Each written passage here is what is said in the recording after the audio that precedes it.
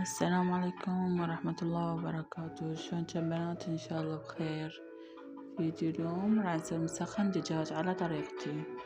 هنا خليت بصل 2 ثرامتين، خليتين فلفل وكمية من السماق وكاتشب خليت وصلصة ما تشوي، نخليه نص تقريبا نص كوب زيت زيتون، شوي نحمسه نضل نحمس فيه.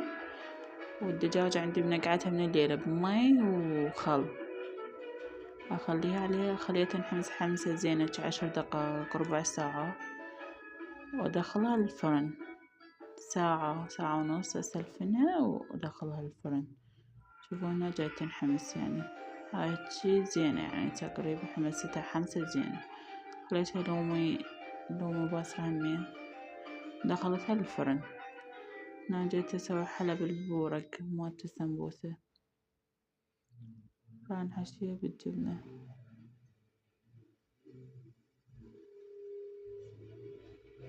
هنا ظليت ألف فيها، أخلي بالأطراف جبن وأحشيها بجبنة.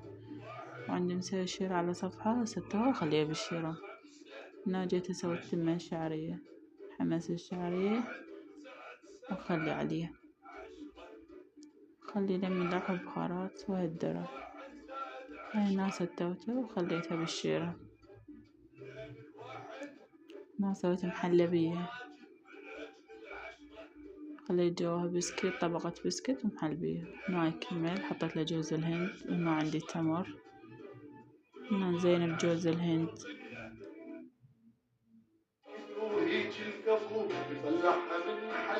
وهنا هاي شكل النهائي، شوفوا شكله يجنن والطعم فتشي. وصل نهاية الفيديو. إذا عجبكم الفيديو لايك واشتراك وتعليق حلو بالقناة.